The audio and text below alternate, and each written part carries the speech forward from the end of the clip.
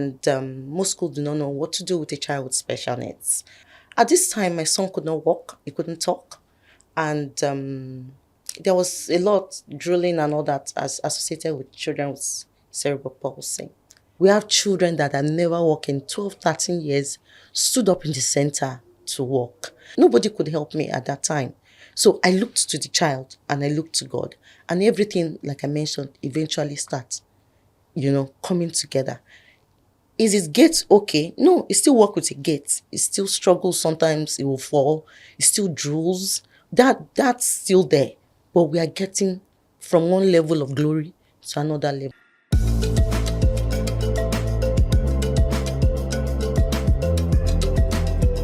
Welcome to yet another episode of ForFamilies Podcast. If you're new here, where have you been? This is where it all happens when it comes to conversations around the family, from parenting to childbearing to teenagehood, infanthood, divorce, marriage, separation. Everything. We hold nothing back. Here you get real advice. You hear people's experiences. It's 100% real. That's how we keep it here on ForFamilies Podcast. And I'm super, super excited to be bringing you this episode. I'm your host, Isabella Idowu. And today's conversation is one that I'm really looking forward to. I know over the years, there's been a lot of advocacy when it comes to children and families with special needs, so disabilities. Over the years, it has just gone beyond what we grew up knowing about, like people who are visually impaired or hard of hearing. Now, there's a lot of awareness around special education needs. So when you think autism, think Down syndrome, think cerebral palsy, dyslexia, it's a huge topic. And the fact is, we all know someone, or perhaps we have going through such things in our lives. So I'm really looking forward to this conversation, because I believe that we can truly begin to allow people be when we understand, when we come from a place of knowledge and not ignorance. So perhaps you have a friend who has a child living with autism, or you have a family member who is living with a disability. You know how to you know how not to be a nuisance to the person, how not to ask the wrong questions, how not to make them feel different and weird. So it's important we have these conversations. But before I introduce our guest, if you are not already following us on social media, why?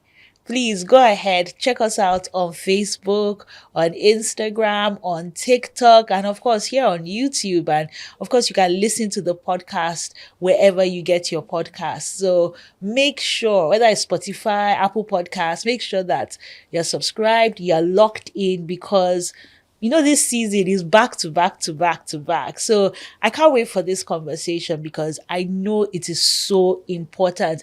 Last season, we had an episode on special needs, and the focus was on autism. But now we're having another episode on special needs, but our focus is on cerebral palsy. But we will still discuss other special needs, other disabilities, and I'm really excited to introduce my guest to you. We'll do it the ForFamilies Podcast way. So my guest is a mother. She's an educator. She's experienced over 15 years when it comes to working in the space of education, special needs, inclusivity. Her background is health information management from Lagos University Teaching Hospital. Then she went a step further, early years education at the University of Lagos. And then she's received trainings and certifications from different institutions in the UK, in South Africa, and in the US. And she is the founder of Great Expectations Private School, and it's an inclusive school. And she also has a center which is called the Gilead Initiative. So when I tell you that my guest came prepared, like, she has the experience, she has the expertise, and I can't wait to hear her story and how she's been able to support families with children, with adults living with different disabilities. So please welcome to ForFamilies Podcast, Bisola Idowu. Welcome to ForFamilies Podcast. Thank you so much. Such a pleasure.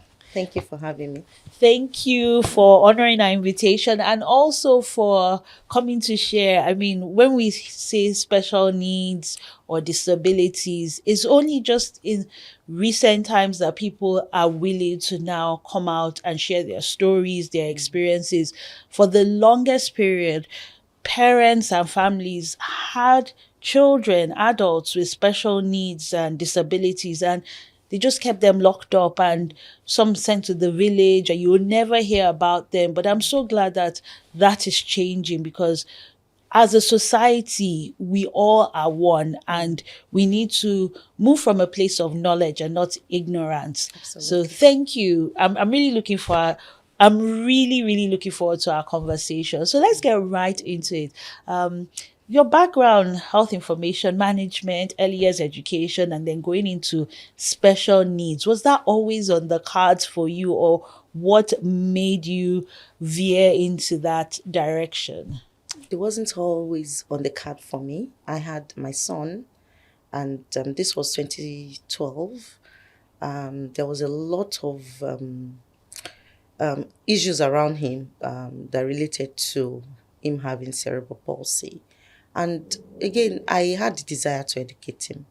Like my father would say, the greatest gift you can ever give to a child is to educate that child. So I desired to educate him. And I venture on looking out for schools in Lagos where we were staying. And most schools do not know what to do with a child with special needs. And I look at it, I said to myself, what does it take to educate him or to empower him? And I went to Unilag.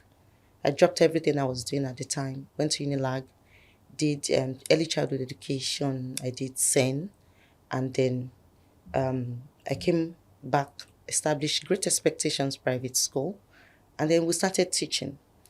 At this time, my son could not walk, he couldn't talk, and there was a lot drooling and all that as associated with children with cerebral palsy. But there was something about him, there was something in his eye.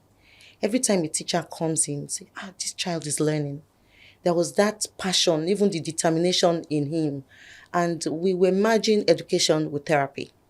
This kind of gave us a tremendous experience with him, because over the years, at the time I was around 8, he took his first step. He started walking. And by 9 plus, he started talking. And everything we've been doing from when he was 2 months to 8 years, everything just become a fusion. And we could see the manifestation of what he was, harboring inside. And he went ahead to write his own junior WAEC himself, common entrance at the time by himself. And this year he will be writing his junior WAEC.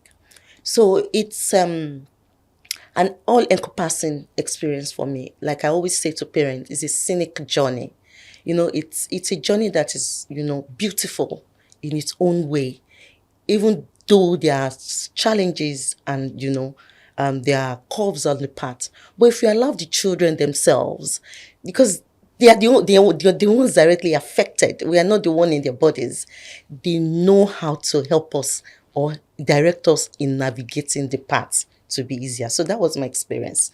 And parents saw this with my son and were really, really impressed. They were encouraged. So the school started growing, and we're having a bit of challenge with therapy and moving them into government-owned therapy centers. And Gilead started from that end.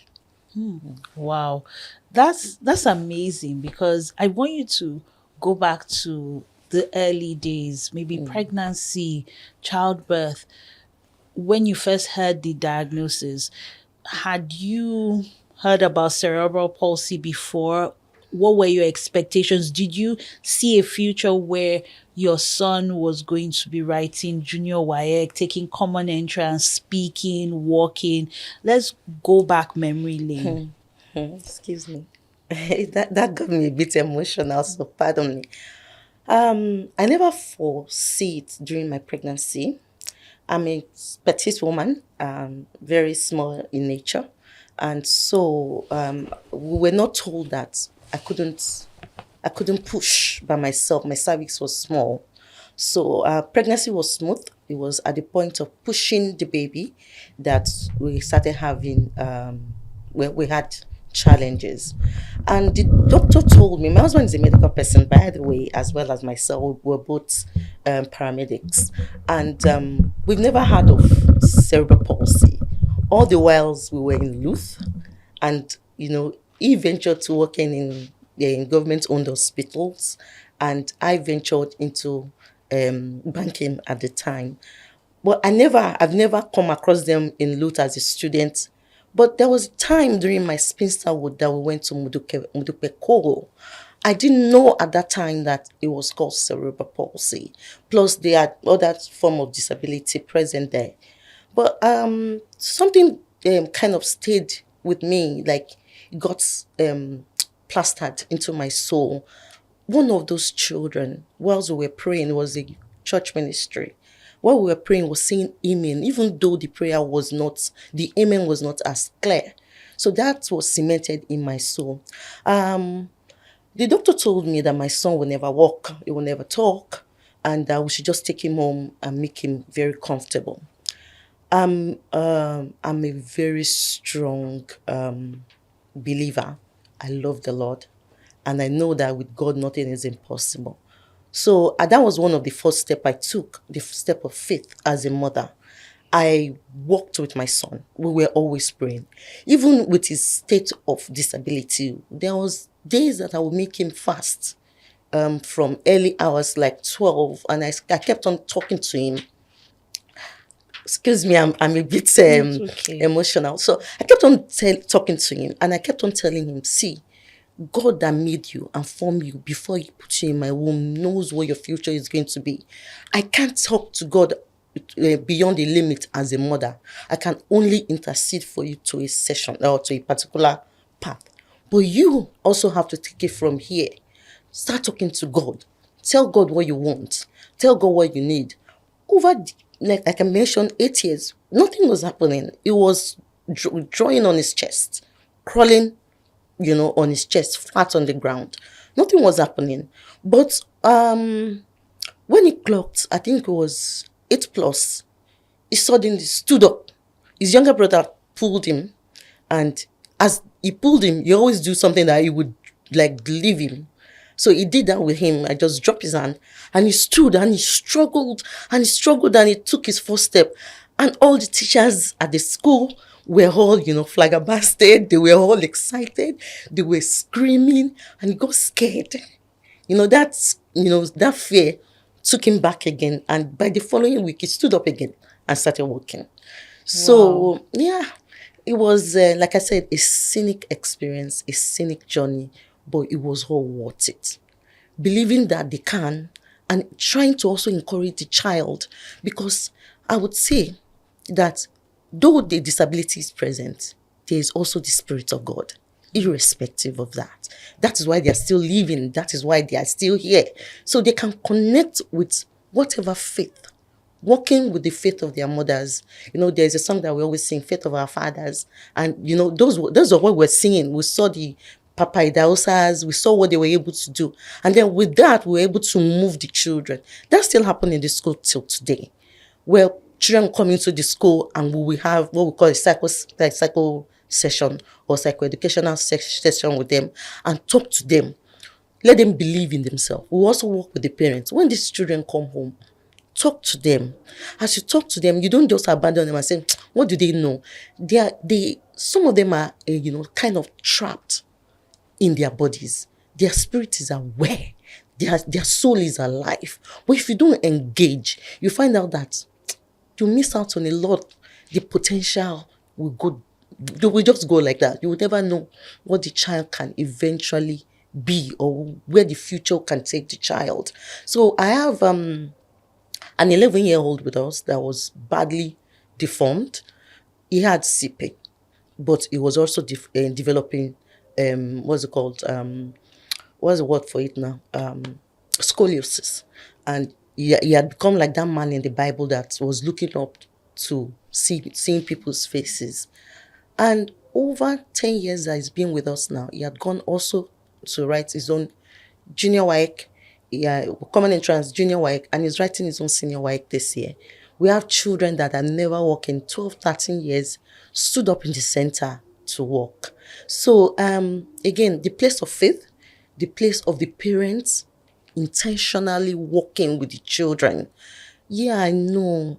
There's a place of the segregation, people, telling you that it's your fault, faulting you for what you know nothing about. There's that place. And there's a place of pain, dashed expectations. There is a place of hope that is now helpless or hopeless.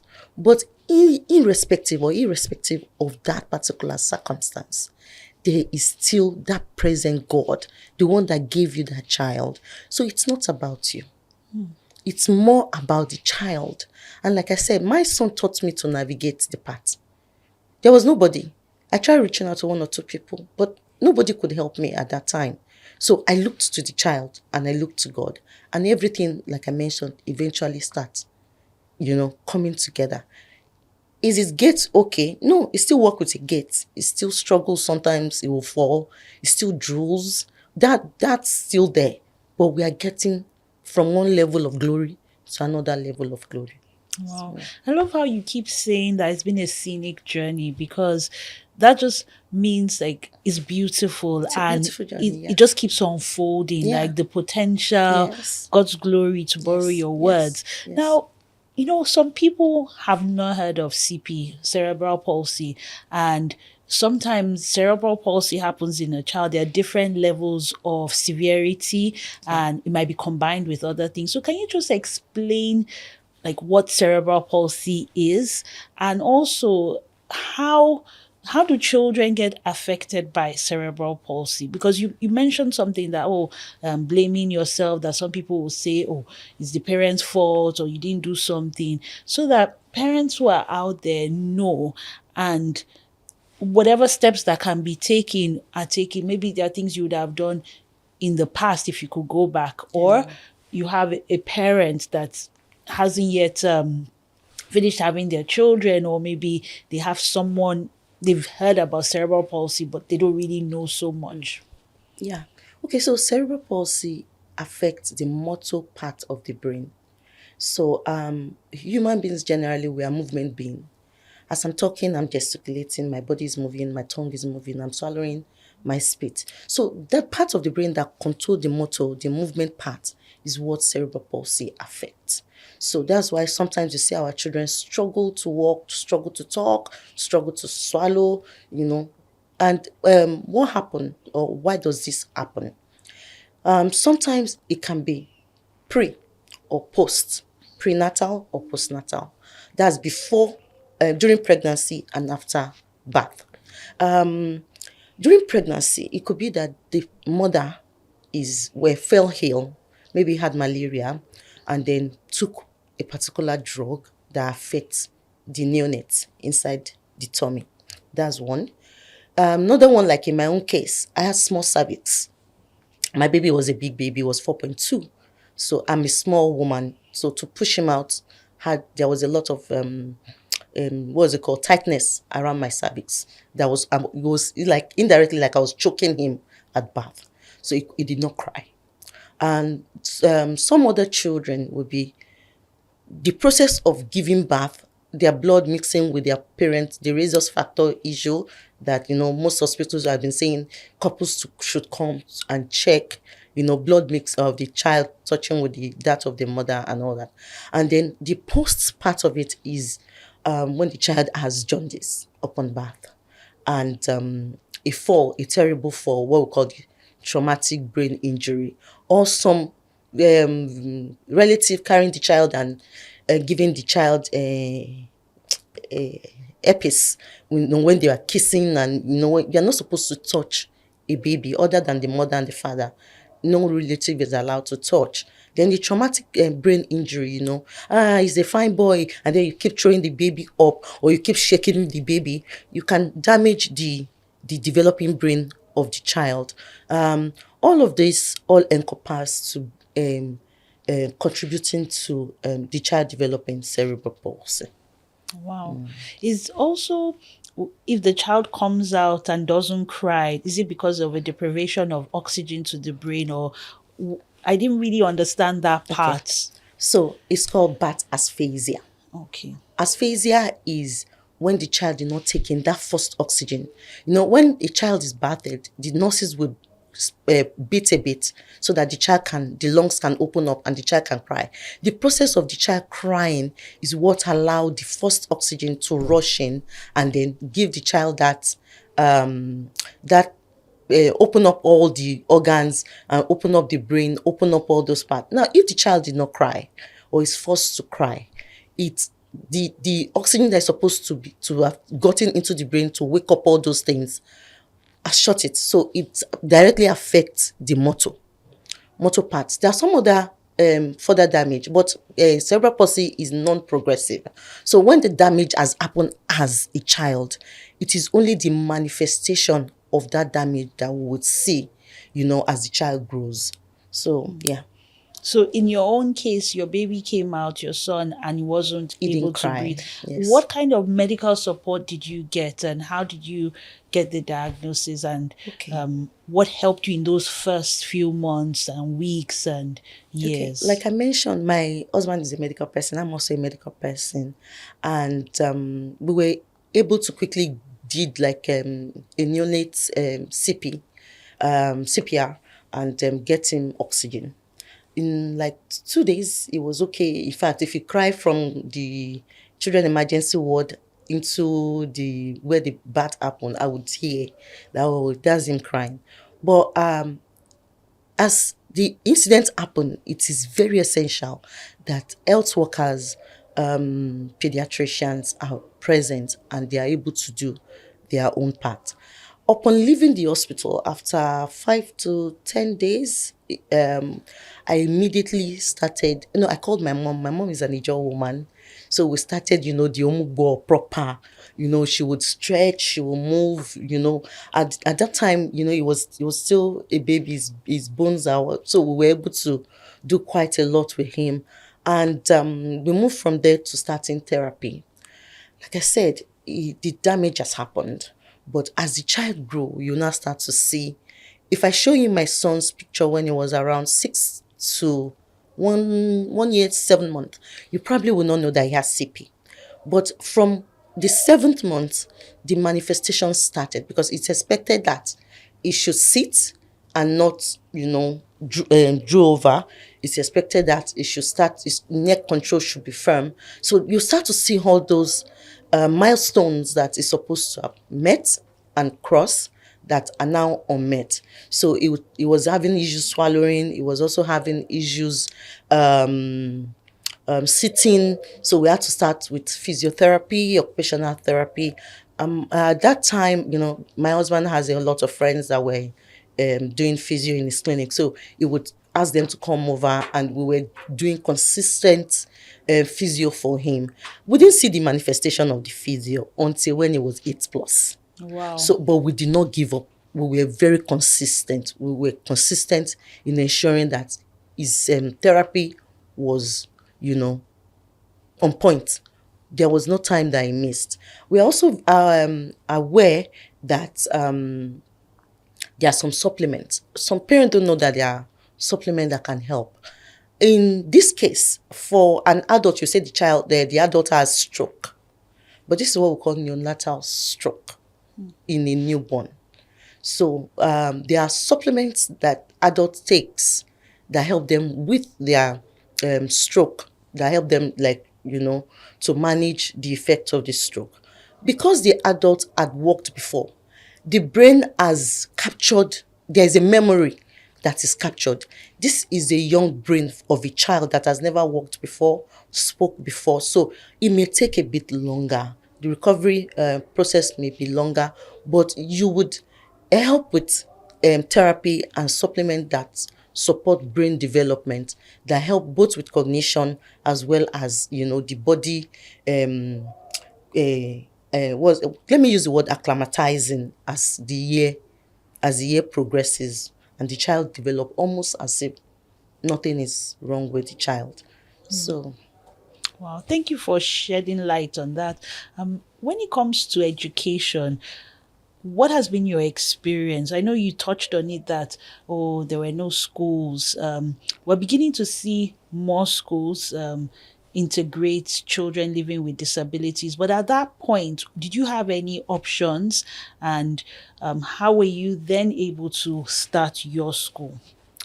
okay, so my experience was a bit gory, and I would just say it was abused in the Oh. school we put in. So Was this a school for children living with no, disabilities or at a that time, mainstream sorry to school? cut in, at that time there was no school really. There was no so much focus on educating a child with disability. And why would you say that? Is it that people didn't see the need, or was it that there were studies that showed that children with disabilities couldn't be educated? Because if you go abroad, you would see children living with different disabilities in mainstream schools. They probably have their physiotherapist or someone working with Yeah, them. yeah. Okay, so this was 2012, right? Autism was gaining attention. Autism brought awareness to other disabilities. Most times when you come into contact with a child that has cerebral palsy or neurological issues, you don't see the need to educate them. A lot of parents are like, okay, I'm sorry, I'm speaking Yoruba. It's It's not, okay. he didn't cry, so he can't walk, he can't do. So they see them as a waste. I hope you understand me. They are like, okay, so why should I invest in this child? Why should I, why should I educate this child? He's not talking, he's not walking, so he's not even, he's not engaging. So he's not engaging with me. There's no focus. So why should I invest in this? So that was what was going on at that time. But my son, like I mentioned, there's this look in his eyes that he knows. He is very aware. Even till today, he will sit in the corner and he's studying everyone. Do you understand? The further maths teacher will come in and say, I'm so surprised that he won't say anything. He will just sit down and watch the step by step solving. So that has always been him. He had it. So it was for me as a mother to quickly notice and pick it. So when I picked that, I knew I could educate him, which made me go to Unilag. That's me investing, first in myself to help invest in him. So when I came back from Unilag, in Unilag you also learn Montessori. So we were trained on how to manage children with disabilities. So when I came back, starting Great Expectations was a bit easier because here was a child that was willing to learn. At that time, other parents with children that doesn't have, we call them neurotypical children, that doesn't have any kind of disabilities, came into the school because of the aesthetics. They didn't know that it was going to be an inclusive school. So my son moved smoothly with children without disability at that stage, and he was able to learn words, even though he couldn't alter the sound at that time. But once you say something, he would react. So he was communicating with his body. And the best way to talk really is with your body. Till today, most times if he's angry, I don't need him to talk. It's just me reading his aura. And that kind of helped me, to also integrate other children. Like yesterday, something happened at the center. I went upstairs and one of the children had not finished eating. The nannies taking care of them kept the food aside. So immediately I came up, she started twitching.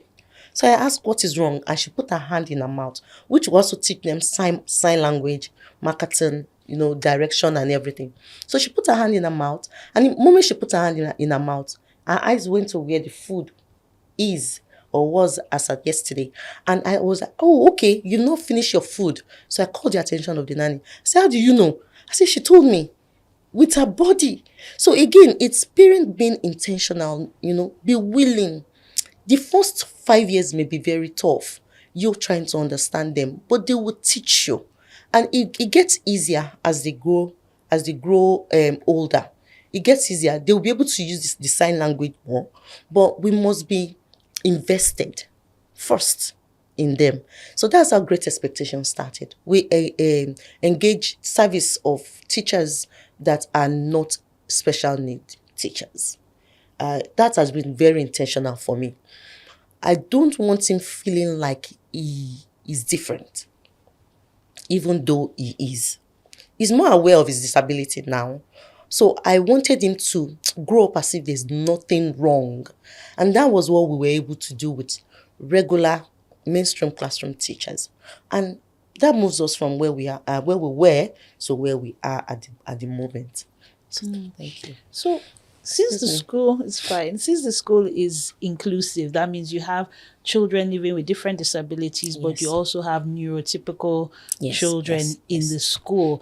What has that experience been like? How are you able to teach the children that are neurotypical to engage, to relate, and even the mainstream teachers who don't have that background? What has that looked like? Okay, so again, I will start from the place of empathy and presuming competence. So let me start with the teachers. That's all they need to have. The two major qualities, plus the fact that they also have to be very good and very patient. So once they are empathy, moving with the school becomes easier. Just put yourself in the place of a parent desperate to educate a child with special needs. If you're able to do that, then presume that this child, not assume, not pretend, presume that this child can learn. So we'll now take it from there and educate you on what to do. I educate myself, I teach some of them, and some of the other senior teachers will take the rest and move it. So that's part of our model, our framework of teaching the teachers. Now, working with several disabilities, the neurotypical ones that we have are siblings.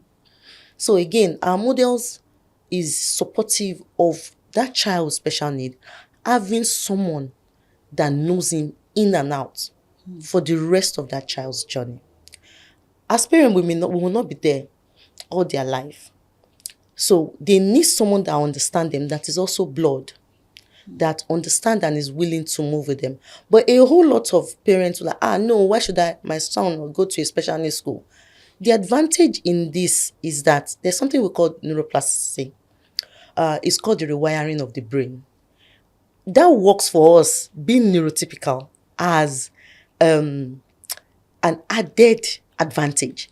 So my son, my second son, that is 11 years old, if I want him to write senior WAEC as we speak, he will write it and he will pass. Because he has been benchmarking his brother. For me to know that, okay, the teachers are actually doing very well, I see it in my second son. So what does that do for him? So it broadens his knowledge.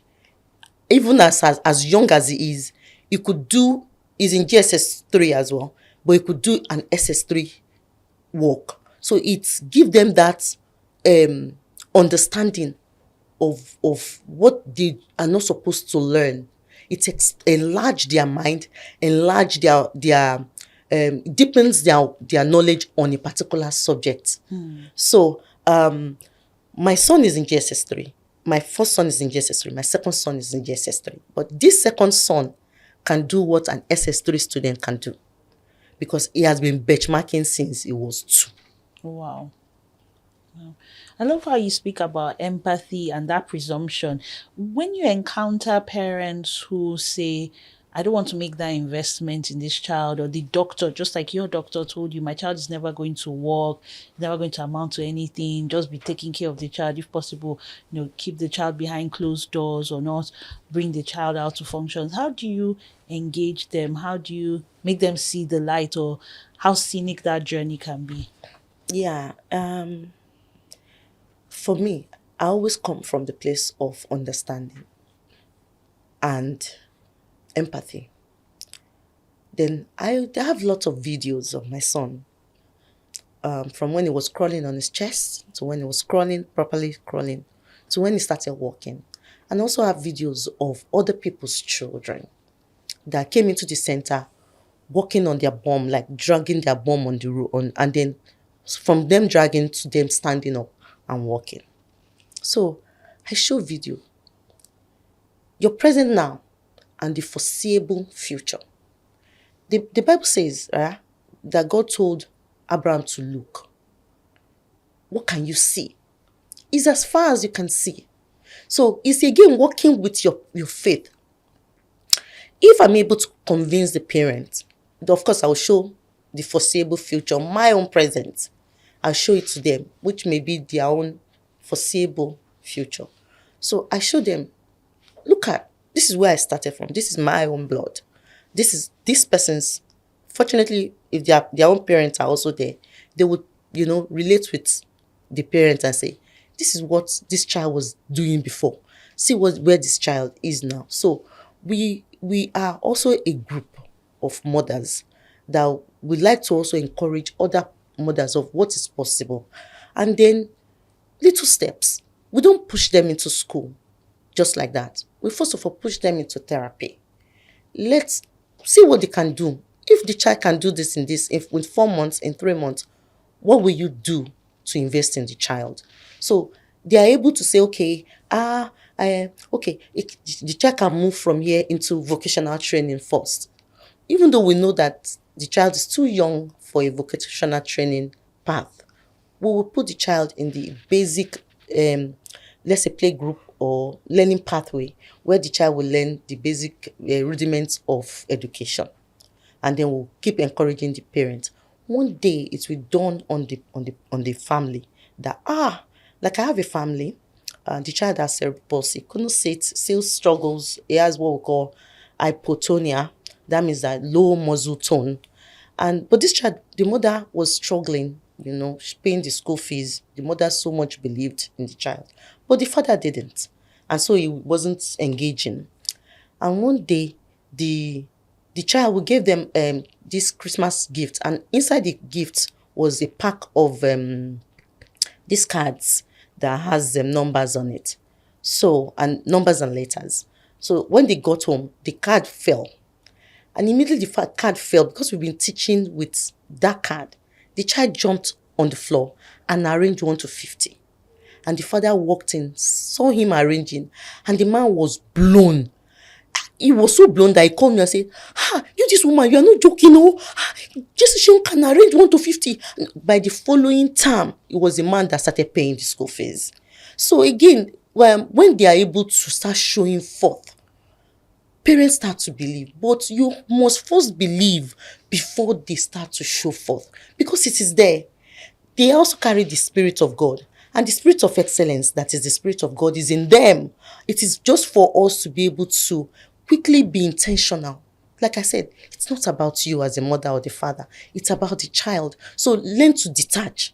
Not detach from the child, but detach from this child that I think will be this child that I think will be that. Detach from that and focus on the child. Refocus back on the child. How do you want me to help you? How far can you go? Show me. And the child by himself will begin to unfold the potential that lays therein for the parent. That's so beautiful.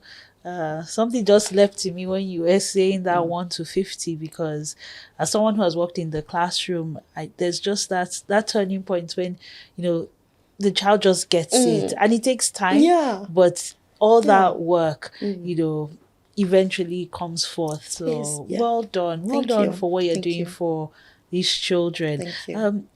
Like I said, in developed climes, there's a lot of support and assistance from the government, NGOs. There's a lot of advocacy.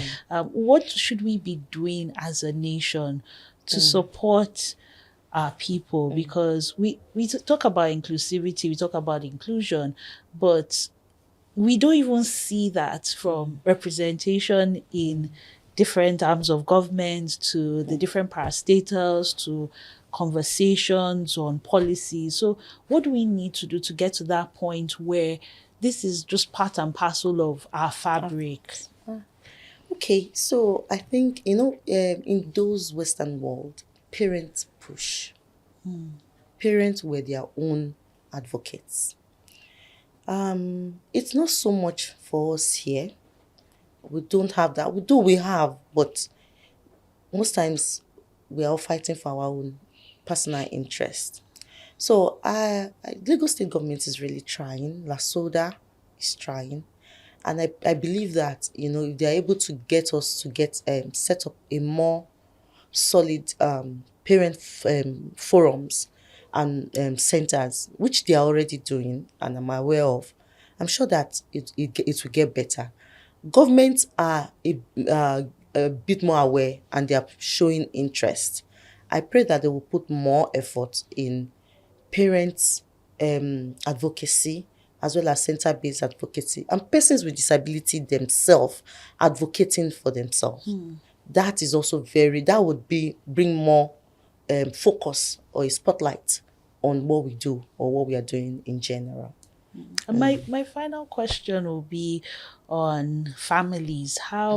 What advice do you have for family members, relatives that maybe have kept a distance because of ignorance? Let me not go and carry this child before I do something wrong, or when they are doing maybe birthday parties, events, they don't expressly invite the child that has special needs, and that stigma starts to come, the discrimination starts to come, even when it's not overt or when that's not what they actually wanted to do, but it just ends up showing up.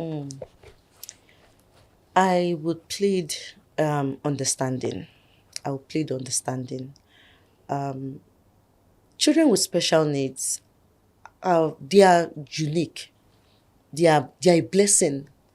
They are like that diamond in the rough that, you need to practically just experience them one-on-one for you to have a deeper understanding of what the parents themselves are dealing with. So what I'm going to plead or implore that families should please be understanding. They will not come and make a mess. They will not come and they do not have the intention of anything or whatever they are doing that you may feel is off. And the more you include them, the more they understand the social norms, the social etiquette, as it were, the more inclusion is done, and the more you allow parents to bring or tag along, the more you also are welcoming the parents with the challenges that they will not in every other way explain to you. So again, there's a place of empathy and then a place of understanding, knowing that this child, irrespective, there's still something good that can come out of the child. Now everybody's shouting, Tesla, Tesla, Elon Musk, Elon Musk. But there was a time that Elon Musk could not talk, that he had severe autism. But today, Elon Musk is not just a blessing to his immediate family. He's a blessing to America and the whole world as a whole. So can we see these children and then presume competence? Presume that all will be well. It's just the rough face or page that they have to all go through. Thank you so much, Bisola, and well done. Thank you. It's so heartwarming hearing the stories coming from the Gilead Initiative and from Great Expectations Private School, and I'm really hoping that everyone who's watching, you're encouraged, and empathy and understanding is so important, yes. And we'll always presume competence and know that they're children of God and something good will come out of them. So thank you once again for being our guest. Thank you so much for having me. It was such a pleasure. Thank you.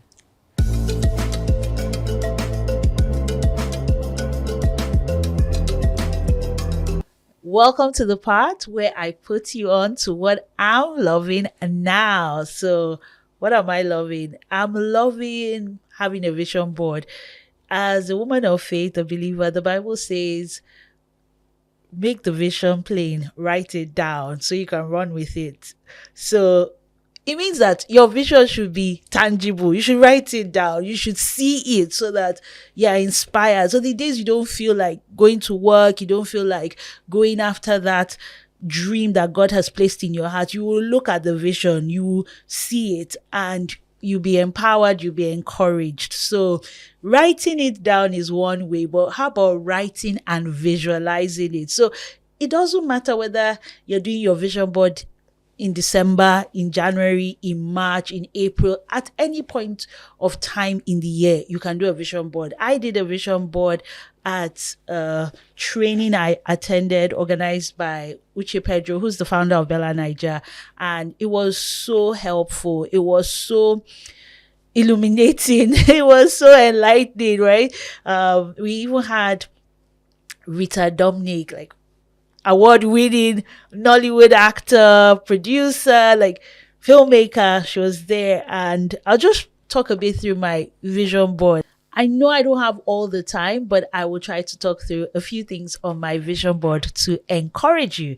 So 2026, I'm flying high, and you can see this is a woman in politics. When women leaders rise, they rise for all. And I really believe in the power of female leadership, female-led leadership. And I see myself one day serving my people. I don't know in what capacity. So it's right there. I have my anchor scripture. I attend Fountain of Life. Pastor Jimmy Odukoya preached on it at our crossover service. Isaiah 54 verse 2. Enlarge the place of your tent. Stretch your tent curtains wide. Do not hold back. Lengthen your cords and stretch your stakes. So this is about expansion, and whatever I do is very Niger for life. So that's why you have the flag. ForFamilies Podcast, of course, features, this is all about parenting, family focused content. I do want to write a book, and I want to travel this year, international opportunities in the line of my work as a broadcaster, a writer, producer, presenter, an MC, and alaga. Of course, very big on marriage, on love. I want us to travel together. I want us to rest together. Shout out to my husband. And yes, two hearts as one. And then you have this quote here, which says, a voice is not enough without a seat or place at the table. So this year I want to be on boards, advisory boards. I want to leverage my expertise of almost 20 years in the media space and give back. And then I want to model. I want to be a brand ambassador. So that's here. Some of you have seen me in some adverts. And then we have food. I create food content with my family. I'm a foodie. I actually went to culinary school. You have this woman here, which represents tradition. I want to create more cultural content, telling the African story, one wedding tradition at a time. This is about travel. So I know I said travel, like I'm saying that again. I want to travel for work. I also want to travel for fun. And then transforming business for a better tomorrow. I want to put more structure and processes in my business. Health is wealth. So prioritizing my fitness, lifestyle. I want to be more active and eat well, not just do content or food. And finally, here at the bottom, you have your unique perspective is your power. And that was something Rita Dominic told us. And it just reminds me to be authentic and to lean into what makes me different, what makes me unique, and bring that perspective and be bold, be courageous. And she also spoke about lifelong learning. So I'll continue to learn throughout this year. I'll continue to develop my capacity, invest in myself so that I'm better at what I do. So yes, that is my vision board. And I'm encouraging you to have a vision board or just write it down. It's so important because it'll help you, it will guide you. And even if you don't accomplish everything, which I know you will, at least you've tried. And yeah, so this is me putting myself out there, and I hope that at the end of this year I will even accomplish everything and much more. So yes, that's what I'm loving now.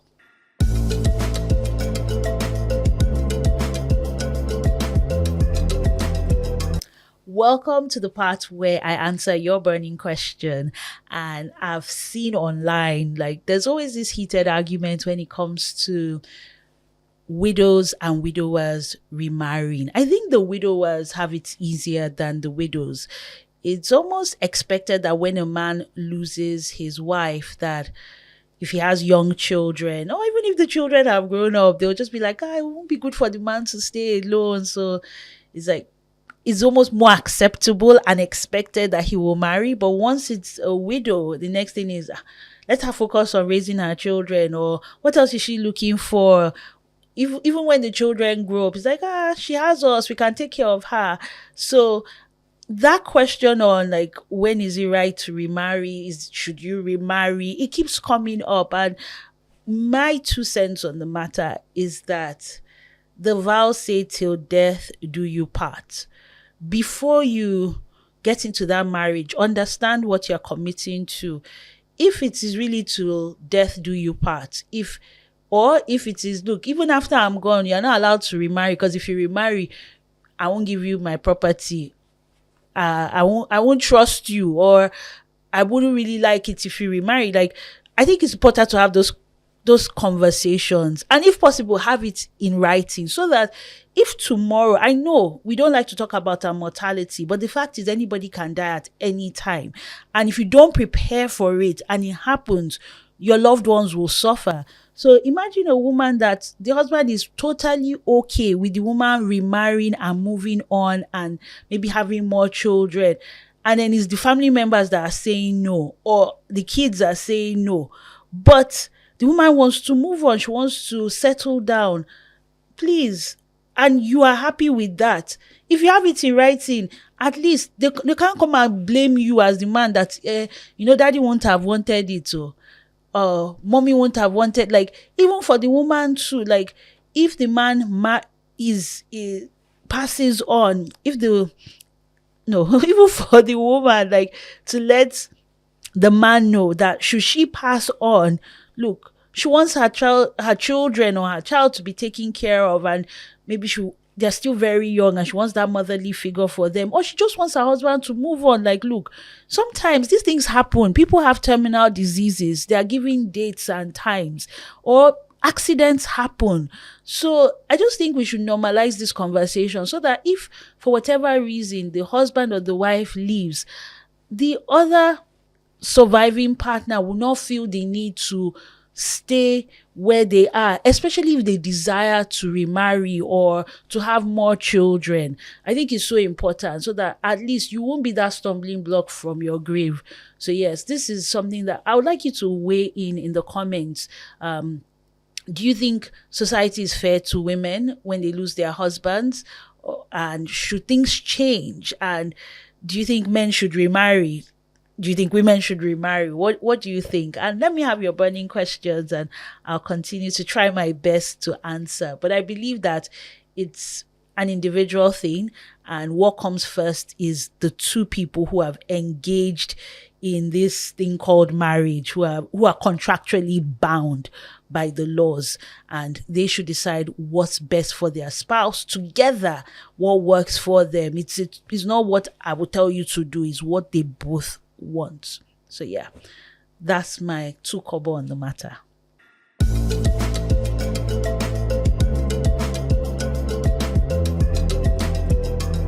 Hope you've enjoyed this episode of ForFamilies Podcast as much as I have had bringing it to you. I know I say this all the time, but thank you so much for being amazing viewers. We see all the likes, we see the comments, we see the DMs. Keep them coming. We're never tired. And if there are particular topics you'd like us to discuss, please let us know. We'll be more than happy to try our best to bring guests that can really give us, their full lowdown, trash it out and give us a really good show. So we'll try our best. But yeah, if you aren't following us on our social media, please go ahead and subscribe to our YouTube channel and keep it locked in when it comes to us on Facebook, on TikTok, on Instagram, and of course, wherever you get your podcast, whether it's Spotify, Apple Podcasts. ForFamilies Podcast, and I remain your host, Isabella Idowu. See you next time. Bye.